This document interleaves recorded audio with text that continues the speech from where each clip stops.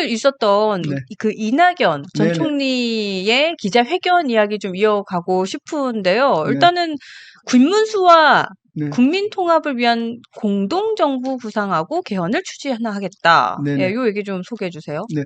두 분이 이제 서울대학교 동기거든요. 네네. 동기고 오랫동안 교류를 했는데 나온 거는 이제 괴물 독재 정권을 막겠다는 게 두 분이 합치를 했어요. 여기서 이제 그 이낙연 상임고문도 얘기를 한 게 김문수가 가지고 있는 아직 우리 한동훈 전 대표가 얘기했듯이 그런 부분들에 대한 미흡한 부분이 있지만은 그것보다 더 큰 것은 네. 이재명이라는 괴물 독재 정권이 나온 것을 막는 것이 우선시 돼야 된다라고 해서 이제 거의 이 선거 끝나고 나면 합당까지 가겠다는 그런 취지로 오늘 지지선을 한 거죠, 사실은. 예. 그러면서 이제 민주당의 위험성, 그다음에 이제 국민의힘이 나아가야 될 방향 여러 가지를 제시해주는 어떤 자리였습니다. 네. 근데 이제 이슈는 그거잖아요. 그러니까 이게 얼마만큼의 선거 결과에 좋은 영향 네. 혹은 큰 영향을 네. 미칠 것이냐를 놓고 좀 봐야 되잖아요. 그거 어떻게 보세요? 제가 가장 많이 아마 문자를 받을 겁니다. 그 관련해서. 그렇지요. 그렇죠. 제가 네. 저도 사실 2016년도에 최고위원 선거 때 또 몇 년이죠? 2021년 제가 21대 국회에 들어온 20년도에 최고위원 선거 그 선거를 통해서 전국을 돌면서 이제 그 친분을 쌓았던 분들이 바로 새미래민주당 분들이에요. 네. 그 새미래민주당의 근원이 어디냐면 친문입니다. 친문. 그렇죠. 그 전으로 가면 이제 친노가 있어요. 근데 네네. 이제 노무현 대통령을 지지했던 분들이 아까 문재인 대통령을 지지를 하고 이재명을 못 가고 사실은 이제 이낙연 대표, 네, 맞습니다. 그때 이낙연 후보님을 지지했던 분들인데 이분들이 사실 저랑 함께 하고 있어요. 네, 정말 적극적이십니다. 아, 그래요. 네, 그래서 저는 오늘 기자회견이 굉장히 자연스럽게 느껴졌고 또 국민의힘도 사실 지금 공약 발표하면서 판가리 하지 않습니까? 네네. 네, 국민의힘 판가리가 필요하거든요.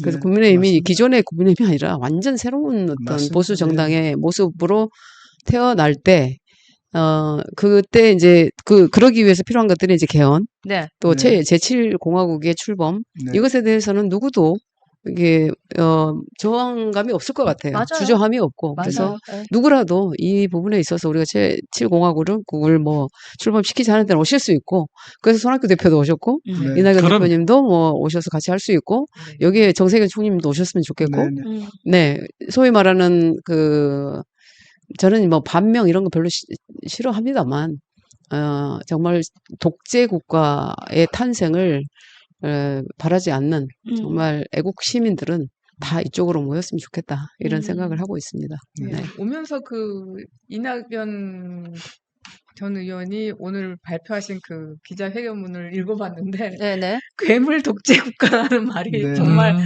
맞습니다. 거짓말 안 보태고 네. 20번 이상 나오는데 맞아요. 예. 거의 한 문단마다 네. 나오니까 그 워딩을 참 잘 잡은 것 같아요. 네. 예. 괴물 독재 국가. 예, 괴물 예. 독재 국가죠. 네. 예, 일극 체제는 결국은 망하게 돼 있습니다. 네. 네. 그러니까. 그래서 사실 제가 왜 그런 생각을 하거든요. 지금 보수 정당은 국민의힘 정당은 지금 친탄과 반탄으로 지금 나눠져 있지 않습니까? 그래서 나눠져 있는 것 때문에 어떻게 보면은 분열이 돼 있기 때문에 우리가 어떤 표를 얻지 못하는 그런 면도 있지만은 어쨌든 간에 그 민주주의를 앞으로 더 개선시키고 발전시키기 위한 어떤 이런 노력의 과정 아닙니까? 근데 이 민주당은 지금 완전히 이재명 한 명의 일극 체제가 돼버려서 사실 이낙연 대표로 지금 말씀하시는 이 세밀의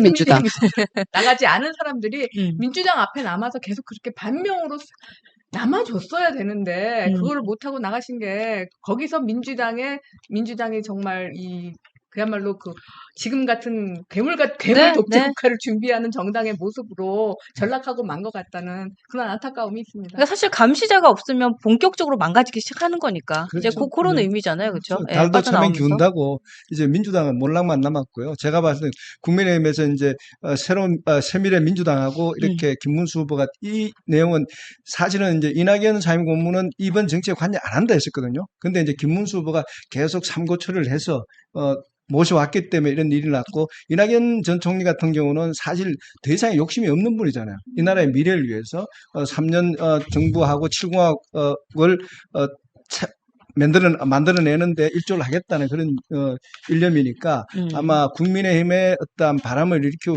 국민의힘을 새롭게 좀 개조하는데 큰 역할을 하시지 않겠나 그런 기대를 해봅니다. 근데 이제 보면서 그런 생각도 했어요. 그러니까 그러니까 두 분이 김문수, 이낙연 두 분이 어제 광화문 내 네. 사무실에서 뭐 조용히 만났다 이런 얘기로 해서 시작을 하면서 기자회견을 이렇게 하는데, 네. 그러니까 이낙연 전 총리도 어쨌든 김문수 후보의 이게 뭔가 좀 입장을 표명을 명확하게 하지 않은 몇 가지 이슈에 대해서는 맞습니다. 꺼림직하구나라는 생각은 네. 들었어요. 그럼 왜냐하면 물론이죠. 네, 거기에 대해서는 명확하게 거리 그래. 두는 발언들을 네. 해요. 이건 건 좀 서운했고 뭐 그렇죠. 이런 거는 네. 뭐 하고 하지만 그렇죠. 그럼에도 불구하고 괴물 독재 국가 네. 요 얘기를 이제 하는 거죠. 네. 그리고 이제 또 하나의 이슈는 이준석 후보하고의 단일화는 국민의힘에서는 그냥 딱 선을 긋는 것인가라는 생각도 좀 하게 됐어요. 이게 사실 그때 또 여기서도 이제 좀 당사자일 수 있는데 뭐 네. 이낙연, 그죠? 세미래 민주당부터 해가지고 다 네. 연결돼 있죠. 그러니까 이제 네. 양양자 의원 중심으로. 저는 그러니까요. 이제 한국희망 대표였지 않습니까? 네네. 그때 이준석 대표였죠. 개혁신당의 대표. 함께 이제 와서 제가 원내 의원이다 보니까 원내 정당이 되고 싶었던 거죠. 그래서 이제 함께 하게 됐었고 총선 때. 네. 근데 이제 그 총선을 준비하기 위해서 정말 많은 여론이 뭐였냐면 빅텐트를 쳐라 이거였어요. 제 3지대 빅텐트를 쳐라. 근데 그게 그랬죠. 어렵죠 사실. 쉽지 않아요. 근데 네. 저도 그때는 항상 제가 하는 얘기였어요. 큰 선거를 앞두고 인위적 세력 규합으로 성공한 예가 없다. 우리가 가치와 비전과 목표와 철학과 정체성을 함께 해야 이게 무슨 국가를 만들겠다라는 그런 분명한 목표로 해서 가는 건데, 그래야 이제 서로 역할이 주어지고 서로 이렇게 힘을 합치게 되거든요. 근데 이제 반대했죠. 그래서 이준석 전 대표는 저랑 교차하는 부분이 굉장히 많았었어요. 제가 가장 중요하게 생각했던 게 과학기술 정책을 국정 운임의 중심에 둬야 되고 항상 정당의 맨 앞쪽에 둬야 된다. 네. 근데 의사님이 이렇게 비례대표로 뽑혀서 좀 안타깝지만 네, 그랬습니다만 이제 그랬네. 그때 당시에 보면 이낙연 대표님이 이준석 전 대표와는 할 수 없어요. 네, 너무나 큰 상처를 받으셨어요. 그렇죠. 그러니까. 네, 그래서 그때 당시에 너무 아픈 상처도 있고, 그래서 아직 이제 이준석 후보 지금 후보 같은 경우는 네. 좀 성글어야 된다, 뭐 이런 말씀들이 많이 있고, 네. 그 사실입니다. 네, 뭐 우리 그래서, 사가지 없다는 것도 알고 있고. 근데 예. 이제 이낙연 전 대표님도 보면 그 역량과 경험과 그럼요. 이런 경륜이. 실력이나 능력 면에서는 뒤처지지 않거든요. 근데 공동 정부를 위해서 노력해 주신다고 하는 것은 저는 굉장히 좋은 어떤 말았습니다. 예, 지금 결단. 네. 얼마나 어려우셨겠어요. 그분도 결단하기가. 네. 무엇보다 그분이 가장 가지고 있었던 생각, 비상경험에 대한 생각, 그럼요. 그런 네. 부정선거에 대한 생각, 이런 부분에 대가 분명한 것이 메시지에 안 나오는 그 안타까움도 있지만도 더 분명하게 해주기를 원하는데 그 부분에 대해 가지고 좀 적극적으로 행동하지 않는 것에 대해 가지고 불만이 있지만도 나라를 먼저 생각하고 국민을 먼저 생각해 가지고 많은 것을 내려놓고 이렇게 자리에 들어오는 거 보면 참 고맙다는 생각이 들더라고요. 이래서 우리 보수가 조금 더 외연을 확장할 수 있고 국민들한테 괴물적인 탄생을 막는데 힘을 보태야 될 거 아니겠습니까? 네, 정치는 맞습니다. 결국 세력인데, 네. 예, 그죠? 한동훈 후보가 결국 자리에서 거의 쫓겨나다시피 했지 않습니까? 그것도 세력이 없으니까 그렇잖아요. 그런 거랑 똑같은 겁니다. 결국 세력을 키우려고 하면 외연을 확장하지 않고는 안 된다고요. 그러니까 우리 다람쥐 여러분들도 우리하고 다른 의견을 가지고 있더라도 한동훈 전 대표를 진정 사랑하고 미래의 훌륭한 대통령을 만들고 싶다면 여러분들이 많은 사람들을 포옹을 해줘야 됩니다. 네. 포옹을 해주고 다른 생각을 존중해주고 거기에서부터 출발을 해야지. 그지? 어제 한동훈 전 대표의 그 합동연설은 다 그런 것에 비교할 만한 일 아니겠습니까? 내하고 다르지만도 내 뜻도 전하고 또 지금 그거보다 더 큰 대의가 가지고 있는 대선에 이길 수 있도록 해야 된다. 어떤 거든지 위험한 괴물 정권에 나를 남겨야 된다 하는 것이 무엇보다 앞서는 거 아니겠습니까? 그 마음이나 우리가 얘기하는 그 이낙연 씨나 똑같은 마음 아니겠습니까? 네. 전 그렇게 생각합니다. 예. 그렇게 또 보셨고. 예. 이낙연 상임 고문이 오늘 그 입장문에서 그렇게 말씀하셨더라고요. 김 네네. 후보에게는 제가 수용하기 어려운 면도 있고 맞아요. 그럼요. 간간히 돌출한 그의 극단적 인식과 특정 종교인과의 관계가 음. 특히 그럼. 아쉽다고 어제, 예, 말씀하셨는데 어제 대가리 박아 보셨잖아요. 그 네. 특정 종교인과의 관계, 그 위험한 간간히 돌출하는 이런 극단적인 인식을 분명하게 밝혀달라고 이거를 계속해서 한동훈 대표께서 네. 지금 요구해 오셨는데 똑같은 얘기를 그렇죠. 이낙연 그럼요. 고문께서도 하시는 맞습니다. 맞아요. 똑같이 예. 거의가 같았죠.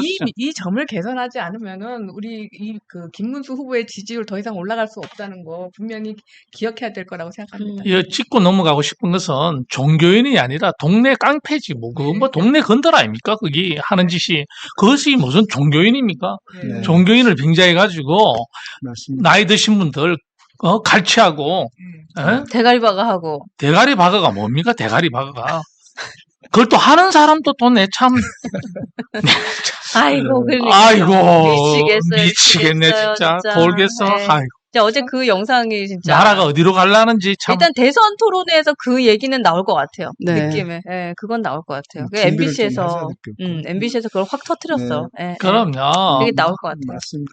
근데 한동훈 전 대표를 칭찬하고 싶은 마음은 네. 아마 어제 그 유세 현장에서 한동훈 전 대표가 그런 당당하게 김문수 후보에게 그런 얘기를 했기 때문에 오늘 이제 이낙연 전 대표께서도 오늘 그런 기자회견을 할 수 있는 아, 저 길이 그런- 있었지 않냐. 저거 얘기하고 그런 싶었어요. 어떤 연결점이라고 저는 보거든요. 그럼요. 그러니까 국민의힘에도 저렇게 당당히 외치고 나가서 그 자리에서 할 수 있는 사람이 있다면은 내가 저런 사람이라면 나도 같이 할 수 있겠다. 아마 그런 어떤 공감을 형성했지 않겠냐. 이렇게 한번 맞습니다. 보기도 맞아요. 합니다. 저도- 많은 역할을 했을 겁니다. 저도 어제 이제 의원님들로부터 의원님들로부터 비판을 많이 받아요. 제가. 그러니까 네, 무슨 지점에서 비판을 받는지 아시잖아요. 네. 이렇게 통렬한 반성, 그리고 사과, 네.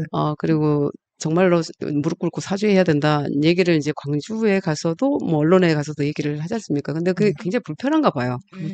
그런데 그런 이야기를 좋은 게 좋은 거다라고 안 하는 것과 그 정말 명분을 가지고 우리가 나아가야 될 가치를 수긍하는 것과 네.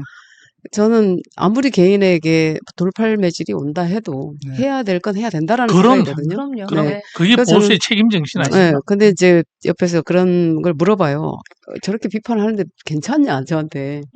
그래서 저는 항상 그렇게 얘기를 하죠. 내 스스로가 내가 자랑스러우면 돼. 그렇죠. 내 그럼- 기준이 내가 자랑스러운지 아닌지를 판단 못할 때는 네. 우리 아이의 얼굴을 떠올리면서 그 앞에서 내가 자랑스러운가? 요거를 저는 기준으로 삼아요. 우리 아이가 나를 자랑스러워할까? 음. 네. 네, 그 기준에서 판단하면 그렇죠. 네. 맞더라고요. 네, 참. 네. 그리고 이제 29일 날 우리 사전 투표하러 이제 한동훈 전 대표 광주 가지 않습니까? 네. 네. 우리 당원들이 얼마나 자랑스럽겠어요.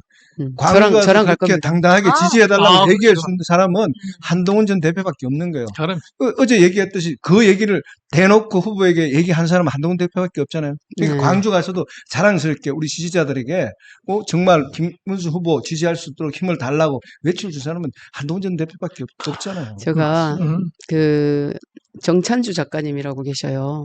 이불제에 계시는데 그분이 이제 광주 아리랑을 쓰셨단 말이죠. 네. 그러니까 그 당시에 뭐 박관현 열사, 뭐 이렇게 박효신 열사, 뭐 이렇게 무슨 명동훈 교수님의 열사들이 이제 많으신데 당시 80년 5월에 광주 시민들의 삶을 그린 거예요. 예, 그래서 다큐멘터리 소설로 이렇게 쓰셔가지고 그분이 이제 제가 이제 K디아스포라 세계연대 상임 대표여서 그 책을 지난 1년간 제가 번역을 했거든요. 근데 왜 그 번역을 하려고 했냐면 45년이 지난 지금까지도 제 마음이 너무 아픈 거예요, 이게. 왜 이렇게 민주화 운동을 했던 도시가 이렇게까지 빈곤하고 이런 정신이 이렇게 폐허가 되고 이런 것을 어떻게 하면 알릴 수 있을까 하고 이제 1년 동안 번역해서 제일 먼저 갔다가 선물로 준 사람이 한동훈. 우리 그렇구나. 네. 네, 네. 그래서 제가 이제 그분의 그 사모님이 도예가인데 네. 그 이불제라는 부처님의 말씀을 듣는다예요. 근데 이불제 옆에 쌍봉사라고 이렇게 있습니다. 쌍봉사 쌍봉사. 사찰이 있어요. 네, 네.